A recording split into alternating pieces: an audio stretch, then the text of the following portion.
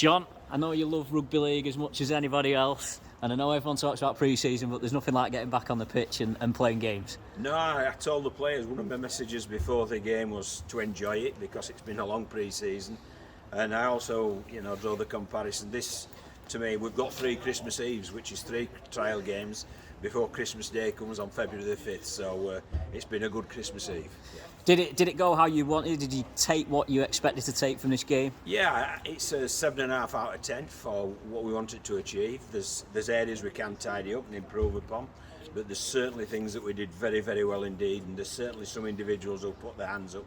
And I think today you saw probably the benefit of competition for places, because there really has been a sense of desire to put the best foot forward in order, obviously, to claim a starting shirt for York. But I think what you've seen today is the depth of the squad also, because you look at the players who haven't played, Tom Gilmore, Danny Craven, Kieran Dixon, Josh Johnson, Aaron Brown, they haven't played, and even when we rotated players, you didn't really sense that the quality had dropped off. So it really does. It's made me very happy and very confident at going forward.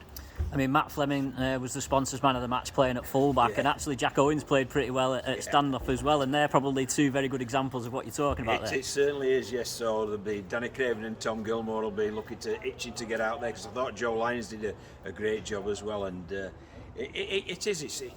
competition for places. And once you get competition for places, you get high standards in practice. And once you get high standards in practice and you get people attentive in team meetings, you get improvements on the field of play. And that's what we're hoping happens during the course of the season. Joe Edge as well, he's probably another one of those players you can slot into a few positions. He's got hat-trick, 5 goals in the game, and scored the pick of the tries as well. What did you make of his performance? I was really pleased for Joe, and because he's obviously won.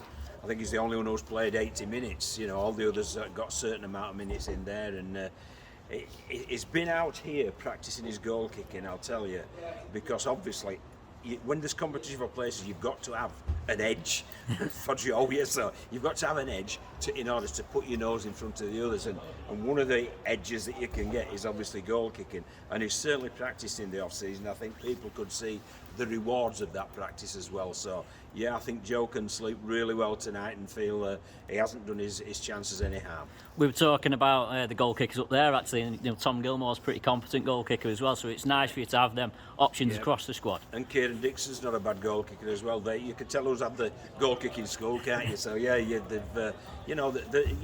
Jack will be disappointed with it, but they were really difficult kicks, but I've still got faith in him, and obviously Joe's shown how good he is. Tom Gilmore and Kieran are both good kickers as well. So but you need, if you're going to be successful, and I've said it right the way from 1998 when Tubby Aston used to do it for me at Sheffield, you need a goal kicker who can nail 80%, and if you've got a goal kicker who can nail 80%, you've got a chance of top end of the table and some silverware.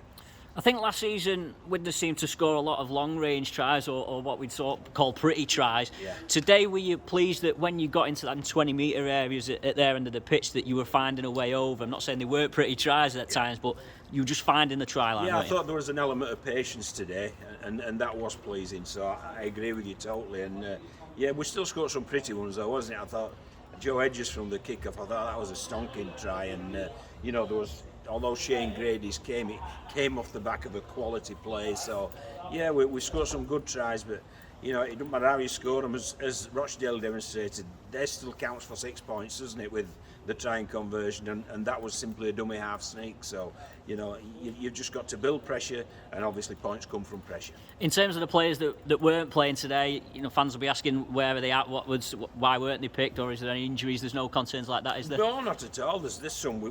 Danny Craven's got a slight hamstring strain, and Josh Johnson's knee was sore, and there's things like that. But anybody who had a knock wasn't going to feature, and that'll be the same next week, and it'll be the same against St Helens. But obviously, what these games are designed for is to give me a headache, which I think they've started to do, so that I have to really consider everything, everybody, and all the different combinations to come up with the right combination for York. And as you rightly say, young Flem and Jack and Joey Lyons, they've really given me something to scratch my head about.